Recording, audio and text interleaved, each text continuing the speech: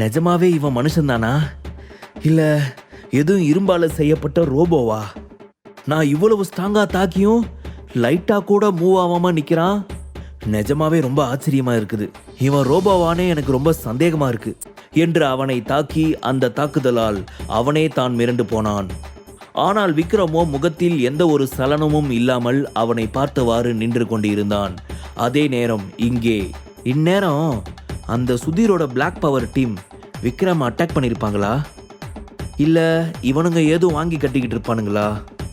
இன்னும் ரிசல்ட் எதுவும் தெரியலையே. என்ன ரிசல்ட் வரும்னு ஒரே எக்ஸைட்மெண்ட்டாக இருக்கே என்று சுதீரின் ஃபோன் காலுக்காக வெயிட் செய்து கொண்டிருந்தான் கோவிந்த். மீண்டும் ஒரு கையை பிடித்து அவனை முன்னோக்கி இழுத்த விக்ரம் இன்னொரு கையால் அவன் மார்பில் 3 முறை அடித்தான். அவ்வளவுதான். வீர் அதிகமான இருமலுடன் இரத்த வாந்தி எடுத்து அவன் பாதத்திலேயே மண்டியிட்டு கீழே விழுந்தான். அவனது உடல் கடுமையாக நடுங்கியது. முகம் முழுவதும் வெளிரி போனது. என்னை விட்டுடு மிஸ்டர் விக்ரம், ப்ளீஸ், நான் சாக விரும்பல, என்னை ஒன்றும் பண்ணிடாத என்று வீர் பயத்தில் விக்ரமிடம் கெஞ்ச ஆரம்பித்தான். 3 அடியிலேயே தன்னை சம்பவ இடத்திலேயே உயிருக்கு போராட வைக்கும் அளவிற்கு இருக்கும் விக்ரமின் திறமையை நினைத்து அவன் மிகவும் பயந்து நடுங்கினான். பல தசாப்தங்களாக நடந்து வந்த பயிற்சிகள் அனைத்தும் ஒரே நொடியில் சாம்பலாக மாறிவிட்டதை அவன் தெளிவாக உணர்ந்தான். இப்படி அவன் பக்கத்தில் நடுங்கி அவன் விக்ரமின் காலுக்கு அடியில் விழுந்து கிடக்க விக்ரமோ சுதீரை மிகவும் சாதாரணமாக பார்த்தான். என்ன சுதீர், இப்பவாச்சும் என்னை பத்தி உனக்கு முழுசா புரிஞ்சிருக்கா? இனிமேலாவது உன் சாவு ரொம்ப மோசமா இருக்க போகுது அப்படின்ற ஒரு நம்பிக்கை வந்துடுச்சா என்று அவன் கேட்க இருக்கும் இடத்தை விட்டு கூட நகர்வதற்கு பயந்து ஆழ்ந்த பார்வையுடன் விக்ரமை பார்த்தவன் 2 அடி பின்னோக்கி நகர்ந்தான். விக்ரமை இதற்கு முன்பு பார்க்காதவன் உண்மையிலேயே விக்ரம் சின்ன பையனாக தான் இருப்பான். வீர் அவனுடன் சண்டையிட்டு நிச்சயமாக அவனது உயிரை காவு வாங்கி விடுவான். ஏனெனில் வீர் மிகவும் சக்தி வாய்ந்தவன். அவனுடன் இருக்கும் பிளாக் பவர் டீமும் அதிக அளவு சக்தி வாய்ந்தது என்று நினைத்துதான் சுதீர் அசால்ட்டாகவும் மிகவும் துணிச்சலாகவும் இருந்தான். காரணம், வீரும் அவனுடைய ஆட்களும் ஒரு பாறையையே கைகளால் தூக்கக்கூடிய அளவிற்கு திறமை உள்ளவர்கள். தங்கள் கைகளாலேயே காங்கிரீட் சுவரை அவர்களால் உடைக்க முடியும். அவர்கள் அவ்வளவு சக்தி வாய்ந்த மனிதர்கள். ஆனால் விக்ரமோ அவர்களை ஒரு சில அடிகளிலேயே தாக்கி உயிருக்கு போராட வைத்து விட்டான். இதை நினைத்துதான் சுதீர் அதிக அளவு மிரண்டு போனான். அவன் விக்ரமிடம் இப்படி ஒரு திறமை இருக்கும் என்று சிறிதும் எதிர்பார்க்கவில்லை. அவன் மட்டும் இல்லை, யாருமே எதிர்பார்க்கவில்லை. பதட்டமான பயந்த குரலுடன் சுதீர், விக்ரம், நான் கிருஷ்ணா ஃபேமிலி வாரிசு. என் கூட நீ அனாவசியமா சண்டை போடாத, என்னை கொன்னுறாத ப்ளீஸ் என்று பேயை பார்த்தவன் போல் பயந்தபடி சொன்னான். ஆனால் விக்ரமோ பதில் ஏதும் பேசாது அஜயின் இந்த இக்கட்டான சூழ்நிலைக்கு இந்த சுதீரும் காரணம் என்பதை நினைத்து அவனை கோபமாக முறைத்து கொண்டிருந்தான். அவனது பார்வையில் தான் இன்று நிச்சயம் செத்து விடுவோம் என்று சுதீருக்கு தோன்ற வைக்க அழுகுரலில், எதுக்காக என்ன இப்படி முறைச்சு பார்க்குற விக்ரம்? நீ பார்க்கறத பார்த்தா எனக்கு ரொம்பவே பயமா இருக்குது. வெறும் 3 குத்து 2 அடியில என்னை இப்படி படுக்க வச்சது. இதுக்கு மேல நீ என்னை ஓங்கி ஒரு அடி அடிச்சா கூட நிச்சயம் நான் செத்து போவேன். உன்ன மாதிரி ஆளை நான் பார்த்ததே கிடையாது. உன்னோட இந்த மோசமான தாக்குதலை தாங்குற அளவுக்கு ஒன்றும் நான் பயில்வான் கிடையாது. நான் சரியான நோஞ்சான். என்கிட்ட எல்லாம் நீ இந்த அளவுக்கு திறமையை காட்டணும்னு சத்தியமா அவசியமே கிடையாது. என்னை மன்னிச்சிடு, என்னை ஒன்றும் பண்ணிடாத, நான் வாழணும் என்று அவன் கெஞ்ச ஆரம்பித்தான். விக்ரம் அடித்த அடியால் அவன் உடலில் உள்ள ஒவ்வொரு எலும்பும் நரம்பும் சொல்லி வைத்தாற் போல வலிக்க ஆரம்பித்தது. அவன் குணமடைய குறைந்தது 6 மாதங்கள் முதல் 1 வருடம் ஆகலாம். அவன் எழுந்து நடப்பானா என்று கேட்டால் நிச்சயம் அது சந்தேகம்தான். இவையெல்லாம் நினைத்து பயந்து போயிருந்த சுதீர் விக்ரமை பார்த்துவிட்டு தன் பார்வையை வீர் பக்கமும் அவனது ஆட்கள் பக்கமும் திருப்ப அவர்களோ வலியில் துடித்து கொண்டிருந்தனர். இவங்களெல்லாம் நான் காட்டு யானைங்கன்னு நினைச்சேன். ஆனா வீட்டில் இருக்க எலிய கூட பிடிக்க லாய்க்கில் அதை போன மாதிரி விழுந்து புரண்டு கிடக்குறானுங்க. இவனுங்களை நம்பி நான் இவங்கிட்ட இல்லாத டயலாக்கெல்லாம் பேசிட்டேனே, அதுக்கு பலனா இப்போ இவன் என்ன நடப்பணமா மாற்றி விட்டுட்டான். இதுக்கு மேலேயும் நான் இவங்கிட்ட வாய் கொடுத்தேன்னா நிச்சயமா நான் செத்து போவேன். இந்த அஜய் என்கிட்ட சொத்தெல்லாம் இவன் பேர்ல மாற்றி வச்சிட்டதா தானே சொன்னான். அந்த சொத்துக்காக தான் ஒருவேளை இவன் அஜய்க்கு ஹெல்ப் பண்ண வந்திருக்கானா என்னவோ. எப்படி இவனுக்கு எனக்கு முன்னாடி இந்த அஜய் தெரிய வந்துச்சு? நான் ரொம்ப பெரிய தப்பு பண்ணிட்டேன். விக்ரமை என் பக்கம் நான் இழுத்து இருக்கணும் என்று நினைத்தவன், நம்ம விக்ரம் கிட்ட சொத்துல ஒரு சில பங்கு அவன்கிட்ட தரதா சொல்லி பேசி பார்ப்போம். நிச்சயமாவே அவன் நம்ம பக்கம் வர சான்ஸ் இருக்கு. அதுக்கப்புறமா நம்ம கொஞ்சம் உயிர் பிழைப்போம். முழு சொத்தையா எழுதி வைக்க போறோம், கொஞ்சம் தானே கொடுக்க போறோம். பரவாயில்ல, நம்ம உயிருக்கு விலை பேசுறதா கூட இருக்கட்டும். ஆனா நான் உயிர் வாழணும். எப்படியாச்சும் நான் ஆசைப்பட்ட மாதிரி நான் இந்த சொசைட்டியை ஆளணும் என்று ஒரு திட்டத்தை தனது மனதிற்குள் கிரியேட் செய்த சுதீர் விக்ரம் பக்கம் திரும்பி, விக்ரம் இங்க பாரு, நீ நீ எவ்வளவு பெரிய ஆளுன்னு தெரியாம நான் உங்ககிட்ட தப்பா நடந்துக்கிட்டேன். அஜய்க்கு உன்னோட ஆதரவு எந்த அளவுக்கு பலமானதுன்னு நான் இப்ப புரிஞ்சுக்கிட்டேன். என்னை உயிரோட விட்டுரு, என்னை ஒன்றும் பண்ணிடாத. அது மட்டும் இல்லாமல் அஜய்க்கு எப்படி உன்னோட சப்போர்ட் இருக்குதோ அதை விட பல மடங்கு எனக்கு உன்னோட சப்போர்ட் வேணும் நான் நினைக்கிறேன். இப்போது கிருஷ்ணா ஃபேமிலியை பொறுத்த வரைக்கும் எனக்கு அங்கே நல்ல இன்ஃப்ளூயன்ஸ் இருக்குது. அதை விட நான் தான் அங்கே இந்த ஜெனரேஷன் டாப்பில் இருக்கேன். ஸோ எங்களுக்கெல்லாம் பெரியவன்னு சொன்ன நீங்கள் அந்த ஃபேமிலிக்குள்ளே நுழையிறதுக்கு முன்னாடி நான் என்னோட சொத்துல 20% பங்கு தரேன் என்று வார்த்தைகள் வெளியே வர தவித்தவாறு கனத்த இதயத்துடன் தன் மனதை கல்லாக்கி கொண்டு சொன்னான்.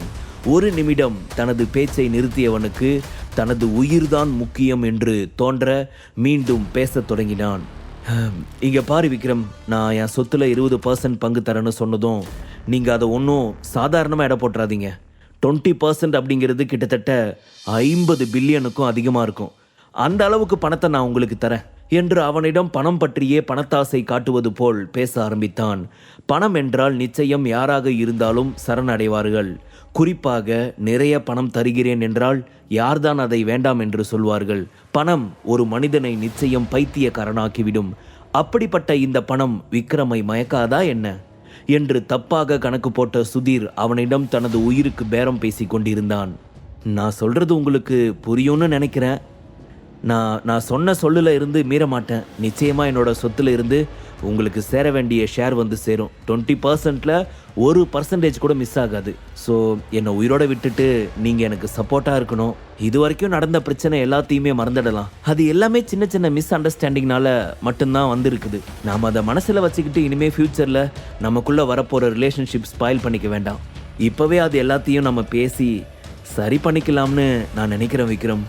Please try to understand me என்று வராத சிரிப்பை வரவழைத்தவாறு தனது வலிகளை மறைத்து கொண்டு கஷ்டப்பட்டு விக்ரமை பார்த்து சிரித்தான் சுதீர். சுதீர் சுதீர் நீ நம்ம கேரக்டரையே புரிஞ்சிக்க மாட்டேங்கிற பத்தியா?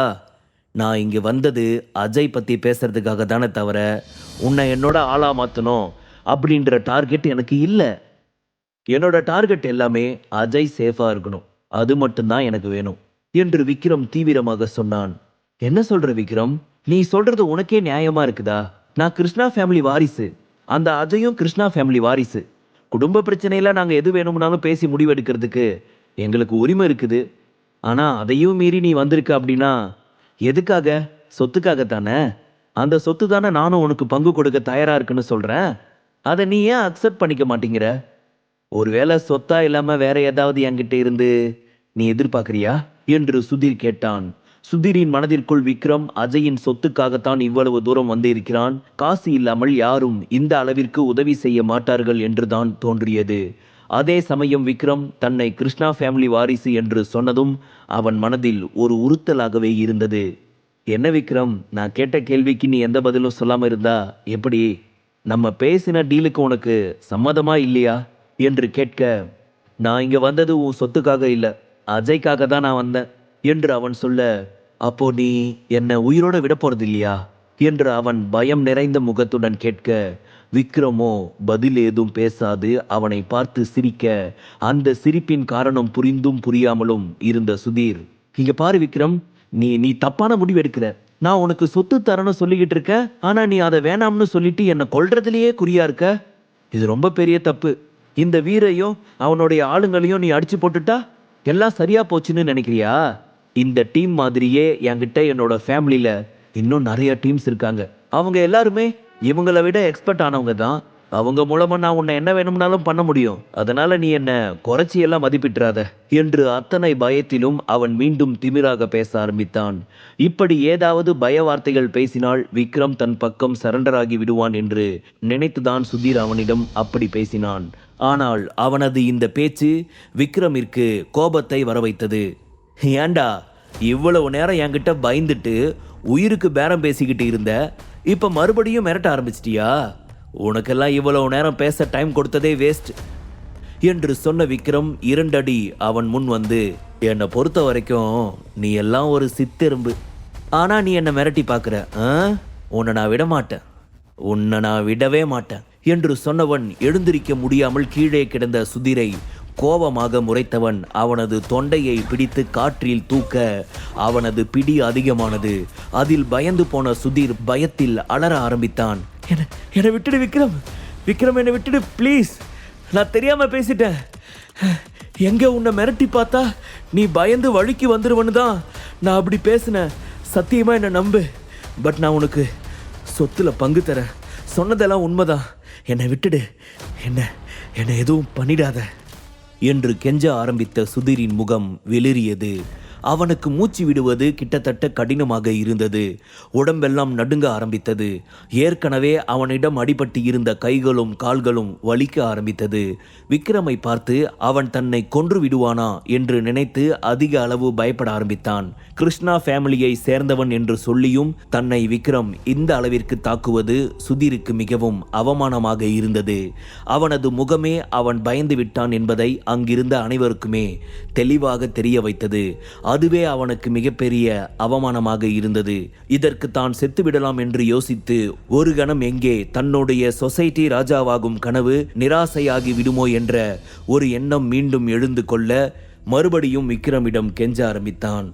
விக்ரம், என்னை விட்டுரு விக்ரம், என்னால் முடியல, ப்ளீஸ் என்னை விட்டுரு, நான் உன் காலில் விழுந்து கூட மன்னிப்பு கேட்க தயாரா இருக்கேன் என்று அவன் மிகவும் நடுங்கி போன குரலில் பிழைக்க வேண்டும் என்பதற்காக தனது சுயமரியாதையை விட்டுவிட்டு அவனது காலில் விழுந்து மன்னிப்பு கேட்கும் அளவிற்கு வந்துவிட்டான்.